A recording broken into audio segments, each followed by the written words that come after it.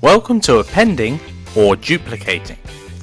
So in this video we're going to learn when you would duplicate an asset model and choose when appending would be better. So duplicating versus appending.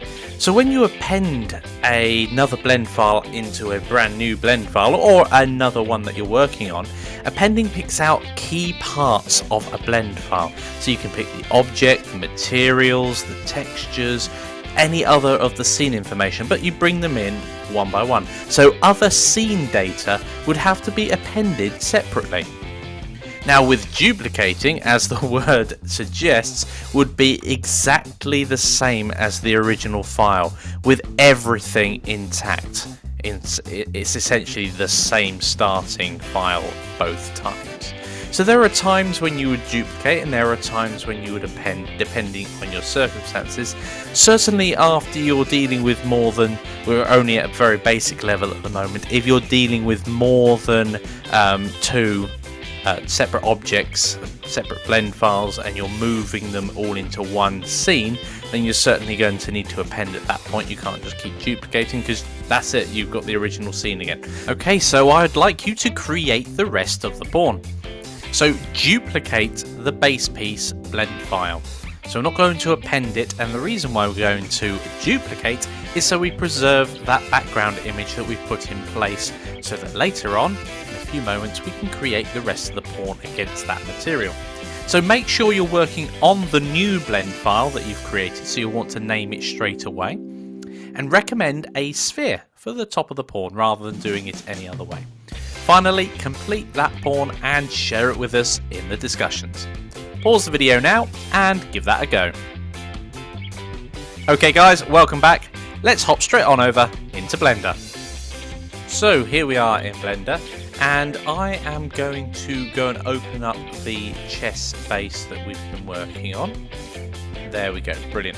So I'm going to duplicate this file rather than append it, and the main reason for that, more than anything else, is our reference material is already placed in this scene.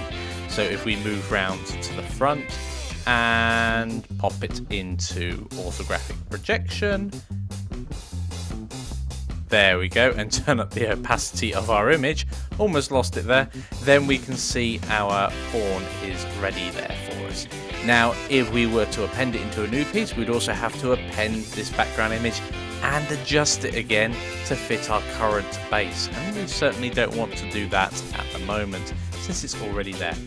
So I'm going to go to File and Save As, and I'm just going to call this Chess and then change it to Pawn. There we go. So save as blend file, and I'm just going to check at the top, chess pawn. Brilliant. So we're working on a brand new file now. And so the first thing I'm going to do is grab the very top of this and simply extrude it up. So hopping into edit mode, I'm going to grab that surface face at the top there, pop straight back round here, and raise it all the way up to there. Brilliant. I'm just going to add some loop cuts in. I'm not quite sure how many I want. There's a nice curve there. I'm going to need a few towards the top. That'll do for the moment. I can work on the rest. So that will slope down to about there. Then it comes in, and there's a lot of detail here. So I'm going to select the loop edge there and bring this up. And I'm going to bring this other one up really close as well, so I can add more detail there. We may need to adjust things as we go anyway. And finally, I'm just going to lift this one, select that loop there, edge loop there, move it up to roughly the middle of this and just scale it in sort of roughly the right place. I'm going to zoom into our model and pan up. I'm going to move this one and this one at the same time inwards. So remember to hold down shift when you're selecting multiple of anything. Just going to scale them both in roughly the right place. I'm going to grab this edge loop here, move it down slightly, just trying to match up the photo best I can, and move that bit out, and that's absolutely fine. I just need to scale this top one in a little. In fact, I want a little resting place for where the sphere will meet. So I'm not going to scale it in to an absolute point, but I'm going to scale it in quite a bit, probably to there. Now this is obviously quite jagged, so there's a couple of options we can do in there. I'm going to add a bevel in here just to smooth it out a little bit. So it's going to be about that much of a bevel. There we go. So that produces a nice smooth curve around there. Now this one is very pointy, and we may have to play with it quite a bit to get it how we want it. I certainly want one line through the middle, whatever happens. And I can't really go any further than that, so I think I'm going to have to add in some extra geometry before we do this. So let's add in another loop cut up here and scale that out slightly, and add another loop cut underneath and scale that out as well.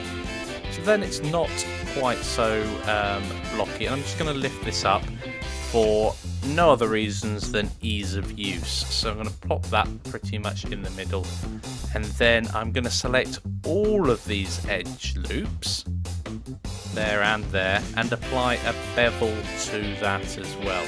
Not much, but just enough to smooth that out. And of course, what I haven't been doing is hopping quickly on over into object mode. I'm just going to turn, I don't need to turn that off, just to see how that's looking. I'm actually quite happy with how that's looking at the moment. So we just need to concentrate on the sphere that goes on top. So let's move quickly round into front view again, and we're going to create a sphere. Now I'm going to create it as a separate object. Now that's important because that will allow us to mate these two surfaces together. If they're all one mesh, that can be quite difficult. So I'm going to go Shift A, add a mesh, and add a UV sphere. Move that up and place it roughly on there, and I'm going to have to scale that down. I'm literally using the image as pure reference material here to get the sizes as close as I care to make them. Now there's obviously a difference here, so what we're going to do at this point is go and I'm going to hide the image by just rotating away slightly, and this might be a little fiddly, but I'm going to turn on the snap and face. And I'm simply going to move our sphere down on top of this face. So I'm going to hit the G key and press Z to lock it on the Z axis, and literally just move it down level with that face, and you can see it snapping straight in, and flipping round I can see that's touching perfectly. So one final thing that I do want to do to make this thing just a little neater is I'm going to now turn off our reference material. In fact, I could delete it. I'll probably just turn it off. So we've got this point here. Nothing in real life would ever exist like that. It can't possibly just come to an infinite small point. So I'm going to hop into edit mode on our sphere, grab this edge loop that runs around the bottom of our sphere, and literally lower that down so it snaps onto the face as well. So we're still on the snapping tool here, which is great. We don't need to turn it off. I'm literally going to press G because we're moving that set, and I'm going to press Z because I don't only want it to move up and down.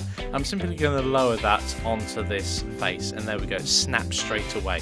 So then when we view it from the side, we can see there's a good contact point. Now I'm going to go straight back to this bit here, and I'm just going to move this top bit in. So I'm going to go into edit mode because I do want it to match, and I'm going to select this top edge loop in edge select, and I'm not going to do to face. I'm going to try and do to vertex and see if we can match one of these ones coming in. So I'm just going to scale it in, see if we can snap that edge. So it's a nice smooth curve going in, and I'm just going to add another edge loop here and scale it out so it's just not quite as slanted going in. Right, I like that lots. There's a slight difference here.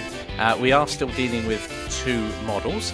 So the first thing I'm going to do is combine these together. So I'm going to hop into object mode, and then I'm going to make sure I've got both selected, and I'm going to go down to object and join, or control and J. I've forgotten what the shortcut was. Good job I knew where the menu option was. So we're dealing with objects, and we're going to join them together, and that makes them one mesh.